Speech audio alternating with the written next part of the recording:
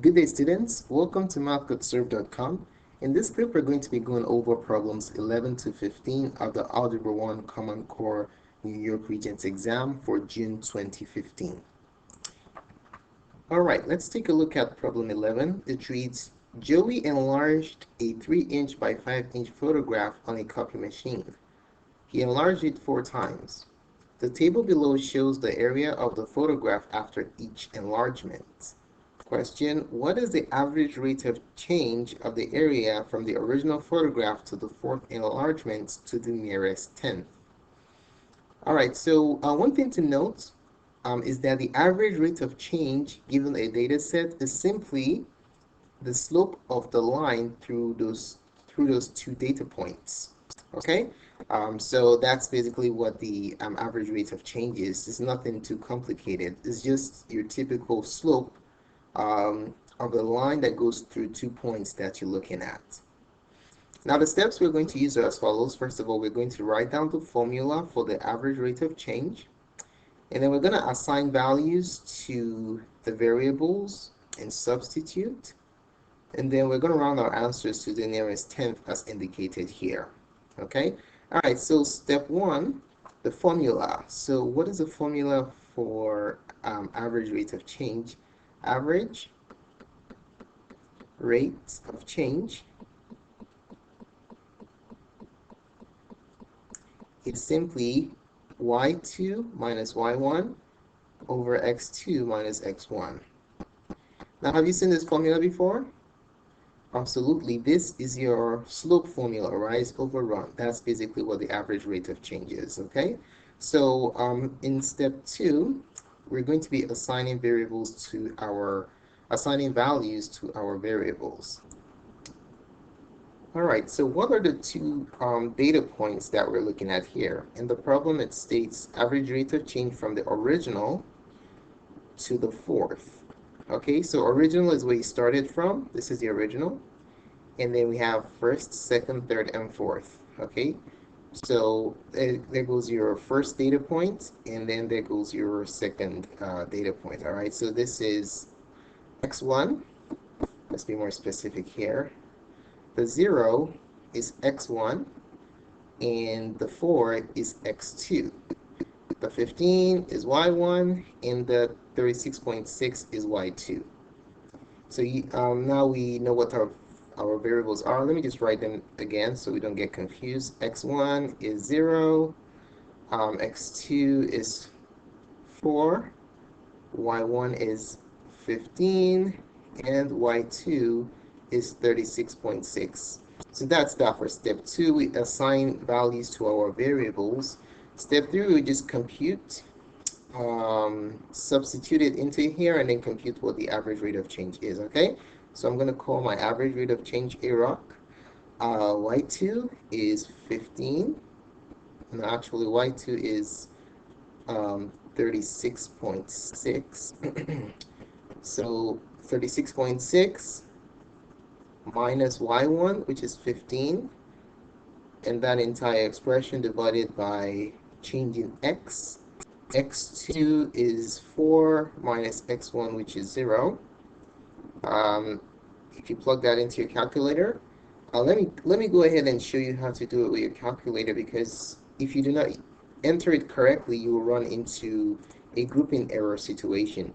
Now, when you're computing the quotient of a sum or difference, always group your numerator and denominator using parentheses. Okay, so we have 36.6 minus 15 divided by 4 minus 0. Okay, close that, enter. 5.4. It's already rounded nicely to the nearest 10th for us. Now let me show you a situation where I did not group my numerator properly. So I'll have 36.6 minus 15 divided by 4 minus 0. See the difference here? In the first entry, I grouped it. That's the correct way of entering it. And then here, I did not group. Observe what the answer is. 32.8, something entirely different. So when you're entering expressions like this in your calculator, always use the parentheses to group the numerator and denominator to prevent grouping errors. All right, so that's the wrong answer. The correct answer is the first entry that we had, which basically gives us 5.4. So the average rate of change is 5.4. Answer is option number 3. All right, let's take a look at question 12. It says, which equations represent the graph below? So we have 3 equations here and a graph. So which of these, 1, 2, or 3, represents this graph? One thing you want to note when solving problems like this is that the y-intercept of a polynomial function can be found by setting x to 0. And if you want to find the x-intercept, you set y to 0. All right. There are 2 ways of doing this problem. One can the first method is pretty straightforward. That involves the use of a calculator. Okay, so I'll show you that method first, and then I'll show you another way of doing it algebraically without the use of a calculator. Now, the steps for method 1 are as follows. We'll simply input the functions in the calculator one at a time and see if we have an exact match with this graph. Now, what do I mean by exact graph? Exact match? I'm talking about the intercepts, the x and y intercepts. Those are the things we're looking at, okay? So let's go ahead and do that. But before I do that, let me show you where my intercepts that I'm looking at are. My x-intercepts are -2, 1, and 3. My y-intercept is 6. Okay, so whichever graph is correct must intersect those points and should have this general behavior. Okay, all right, so let's go ahead and graph y1. I'll start with the first graph. Quantity x plus 2 times x squared minus 4x minus 12. Enter. What I'm going to do, let me enter everything. I'll graph it one at a time, okay? I'll show you another trick of graphing selected functions when you have multiple entries. X raised to the second power plus x minus 2. And then lastly, x minus 1 times x squared minus 5x minus 6. Close that. Let me just go over them again just to make sure I did it correctly. X squared plus x minus 2, x squared minus 4x minus 12, x plus 2, x minus 3, x minus 1. Okay, looks like we did it correctly. Now I want to graph y1. So what I'll do is I'll place my cursor over the equal sign in y2 and press enter, and it gets deselected, and I go to y3, press enter, that gets deselected also. So only the graph that's highlighted will be plotted, okay? So press graph. Well, does this graph look like this one right here? The answer is no. So eliminate option 1. Let's move ahead and plot the graph of the second function. So I'm going to go here. I can delete this since it's useless. It's not correct. Or let me just deselect it. Okay. Ooh, I'm gonna have a syntax error while studying graph. Okay. Press enter to deselect it, and let's go to the second one. Press enter. Okay. And graph.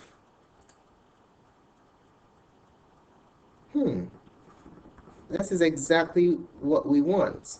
Okay. So you see -2. 1, 3, and then it looks like the y-intercept here is 6. So just to verify, I can do a trace. When x is 0, y is 6. Perfect. So graph number 2 is a match. What do I do next? I have to check graph 3. There could be multiple correct answers in this problem. So we don't just want to say, oh, the answer is 2. We have to check every single one of them. All right, so go on the equal sign, highlight that.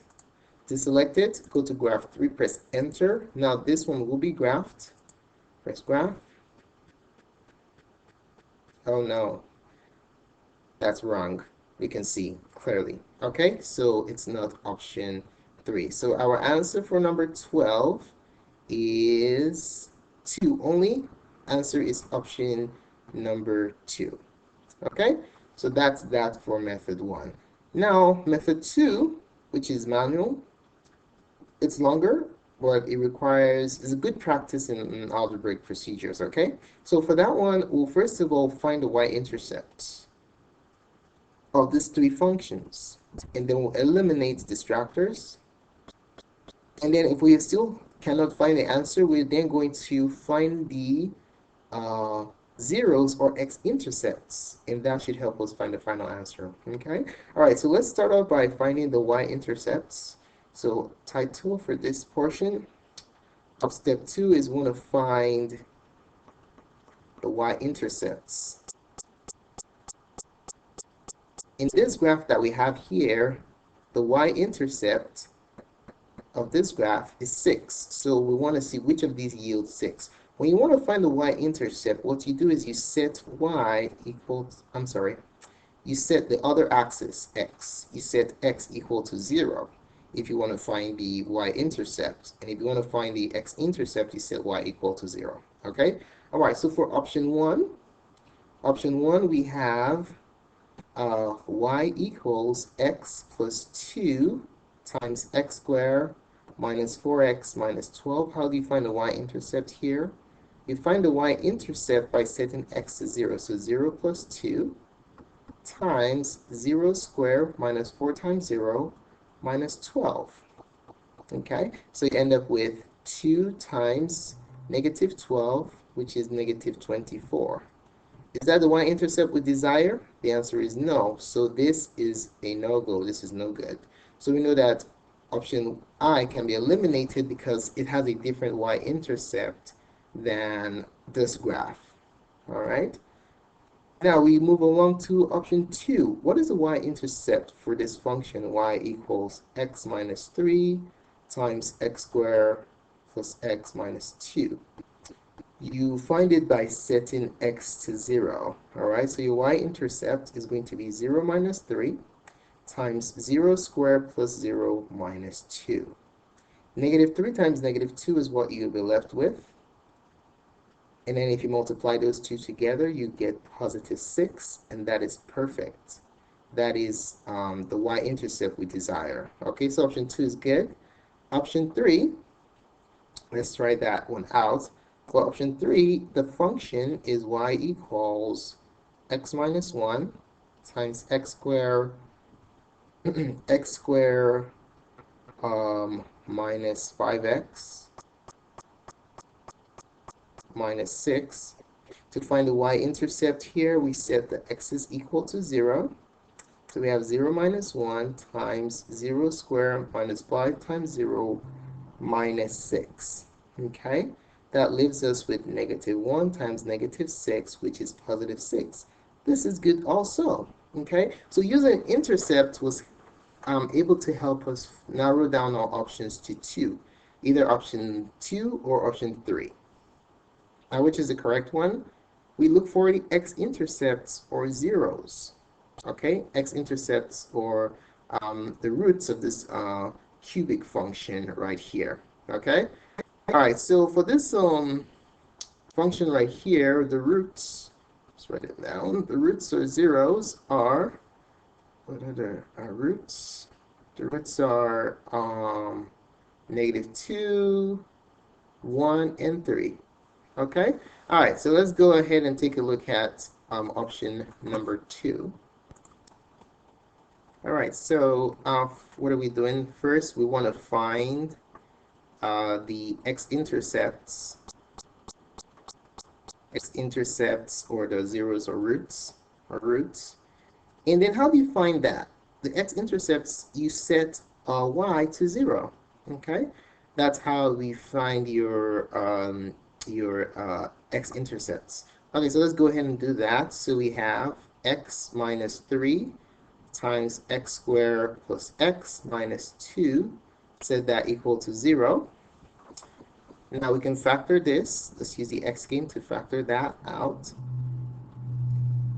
So AC is negative 2 and B is 1. The numbers that work here are 2 and negative 1.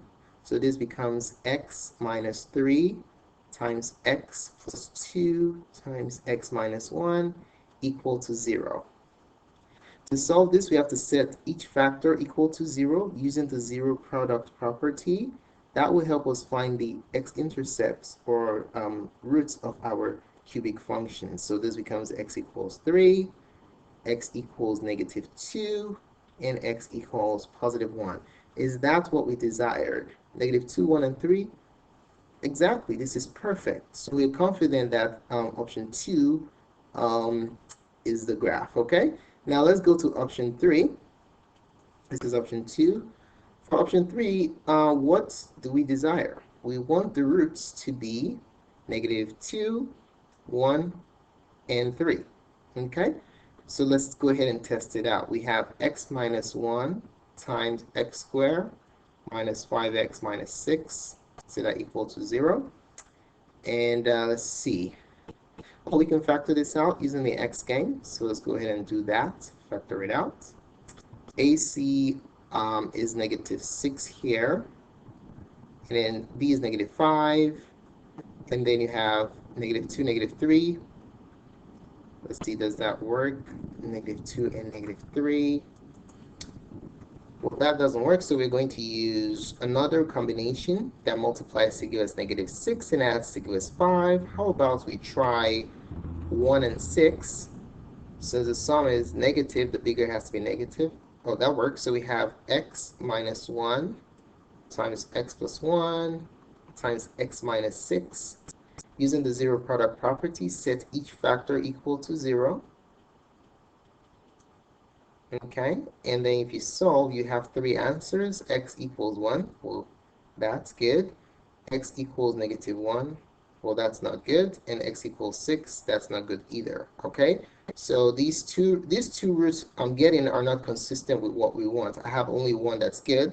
So that means this is the wrong answer. Option number 2 is the correct answer. Okay, so you can see that using the calculator is much quicker than doing it by hand, but whichever way you want. All right, let's take a look at question number 13. It reads, a laboratory technician studied the population growth of a colony of bacteria. He recorded the number of bacteria every other day, as shown in the partial table below. Question, which function would accurately model the technician's data? Now, one quick reminder concerning the rules of exponents is that any non-zero number raised to the 0th power is equal to 1, okay? So keep that in mind. Now, in this problem, what we're going to do is we're going to plug in these values, 0, 2, and 4, into the options that we have, and we'll see which one generates 25, 15,625, 9,765, 625. Whichever one generates all 3 outputs accurately, now that is the answer. All right? Okay, so this is just a plug and chug type situation. Let's test option number 1. Option 1 is the function f of t equals 25 raised to the t power. So let's find f of 0. That's the first, let's do that again. That's the first input. The first input is t equals 0. Okay, so if you plug that in, you're going to have 25 raised to the 0th power. Now, what is 25 raised to the 0th power? We talked about this earlier in our reminder. If you raise any non-zero number to the 0th power, your result is going to be 1. So this is 1. What is the desired output? 25. Since 1 is not equal to 25, that automatically eliminates 1 as a possible answer. All right? Okay, so let's move on to option 2. For option 2, the function is f of t equals 25 raised to the t plus first power. Okay? All right, so let's start with the first entry, f of 0. What do we desire this to be in order for it to be correct? It has to be 25, okay? In order to be correct. All right, so let's see what happens here. 25 raised to the 0. For t plus 1, 0 plus 1 is just 1, so 25 to the first power is 25. Well, that's excellent. That's what we desired. Okay. Now, do we just say, oh, that's the correct answer? Absolutely not. We must verify all inputs. We have to verify 2 and 4. Okay, so let's go ahead and test 2. You plug in 2 into your function. 25 raised to the second power plus 1. 2 plus 1. And then you have 25 to the third. If you plug that into your calculator, you get 15,625. That's exactly what we desire. And last but not the least is f of 3. No, I'm sorry, f of 4. All right, so let's go f of 4. What is f of 4 going to be? So f of 4 basically means that we're going to substitute 4 for anywhere we see t in the number 2 function. So f of 4 is 25 raised to the 4 plus 1. 4 plus 1, which is 25 raised to the 5th power. And the answer, if you plug that into your calculator, you get 9,765,625. And that's exactly what we desire. Okay, now since we have an exact match for all 3 options, that is our correct answer, option number 2. All right, let's take a look at problem 14. It says, which quadratic function has the largest maximum? Reminder, the maximum or the minimum of a parabolic function is the y-coordinate of the vertex. Okay, so for example, if you look at option number 4, this is your vertex right here. Whatever the y-coordinate is, that is your maximum, okay? Because this is a downward opening parabola. Keep that in mind. Steps, we're going to use our calculator for this. You can do this by hand, but it's quicker to use your calculator since you can use your graphing calculator for this exam. So what we're going to do is, for just 1 and 3, we're going to use our graphing calculators to find the maximum. And then for 2 and 4, we're going to just determine by examination or inspection what our maxima are. And then whichever is the largest out of the 4, that will be our maximum, okay? All right, so let me show you a cool tool for finding the maximum in the TI-89 calculator. All right, so let's do the first one, quantity 3 minus x times 2 plus x. Notice you do not have to expand it to input, you do not have to expand it to input it into your calculator. You can just enter it in its factored state and the calculator can easily compute the points for the graph. So we have that there. Graph it. Okay, so what's the maximum? Let me show you how to do it. You go to the calculator menu in your graphing calculator, second function trace, and then you see option 4, it says the maximum. Okay, press enter.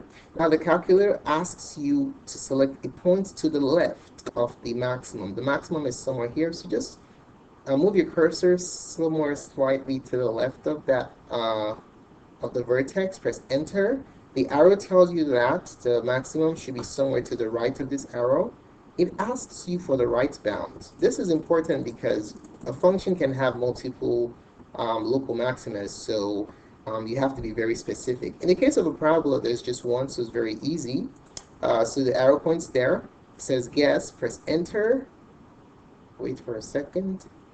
So the maximum is 6.25. Okay, so for option 1, let's write it. For option 1, H max is 6.25. All right, let's take a look at option 2. So option 2, we're looking at the y's, the outputs. What do we notice? It starts from -3, 5, 9, 9, 5, 3. What is the biggest y value or outputs? F max is 9. That's the biggest number here. Okay, pretty straightforward. Now option 3, how do we find the maximum here? Well, we can do it by hand, but I want to do it the quick way. Since we can use a calculator, we can take full advantage of that. The same procedure we used for option 1, we can employ that here to compute the maximum. So I'll enter the function for option 3, -5x squared minus 12x plus 4, enter. So graph it. Okay, so you notice that the maximum is not shown here. It's not included in the window. But the question is, do you have to see it in order for the calculator to calculate it? Must the calculator have the maximum in display in order to calculate? The answer is no. Okay, you know it's somewhere here, it's cut off, but without zooming, we can still calculate what the maximum is. So second function trace will take you to the calculate menu, go down to maximum, enter, left bound, just go to a point to the left of where the maximum is, somewhere here. Press enter, arrow pointing right, right bounds, you go to a point to the right of where the vertex is. Press enter, arrow point, oh wait, yes, arrow pointing left, enter to calculate 11.2. That's your maximum for option 3. So your K max is 11.2. Now let's take a look at 4. We can make a guess what it is. So 1, 2, 3, 4. Somewhere, this point right here, it's something like 4.5, right? So let's put an arrow. So if I trace this here, we can just estimate. Okay, it's safe to estimate here, 4.5. So Gmax, the maximum for option 4, function G is 4.5. So what is our answer? The answer is asks for the largest maximum. So the largest maximum is option number 3, which is 11.2. Okay, so let's write down the remark real quick. The largest maximum is k of x, which is 11.2. Okay, so that's the answer. All right, let's take a look at problem number 15, the last in this review installment. It says if f of x equals 3 to the x power and g of x equals 2x plus 5, at which value of x is f of x less than g of x? All right, so one tip you want to keep in mind for identifying what an inequality is that the less than symbol is very much like an L for less than. Okay, so if you forget, oh, is this less than or greater than? Less than is like L for less. Okay, so this is less than. That's what we're looking at here. Steps are as follows. We are going to evaluate f and g for each given option and then see which output yields a result that satisfies the inequality of f being less than g. Okay? All right, so let's start with option number 1. For option 1, x is going to assume the value of -1. So we want to compare f and g at this point. So let's compute what f of x is. We know f of x is 3 to the x. F of -1 is 3 to the -1. So what is this? Using the reciprocal property of exponents, this is the same thing as 1 over 3. You reciprocate the number with the negative exponent. Now, we want to compare with g of x. G of x is the linear function 2x plus 5. So g of -1, what is g of -1? It's 2 times -1 plus 5. Okay? Using order of operations, we multiply first. -2 plus 5. Final answer is 3. So which is bigger, 1/3 or 3? 3 is definitely bigger. Okay, so the question is f of -1 less than g of -1? Is that the case? F of -1 is 1/3. Is 1/3 less than 3? Absolutely. Okay, so this is correct. Our answer is option number 1. Thanks so much for taking the time to watch this presentation. We really appreciate it. If you found this tutorial beneficial to you, please give us a thumbs up. We'll appreciate your positive feedback and be motivated to do more. Do not forget to subscribe to our channel for instant updates to the remainder of this review series.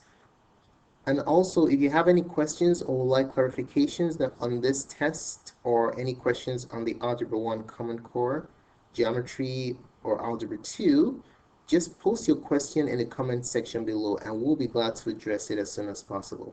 Don't forget to take our interactive practice tests to really sharpen your skills to ensure that you pass the upcoming Regents exam.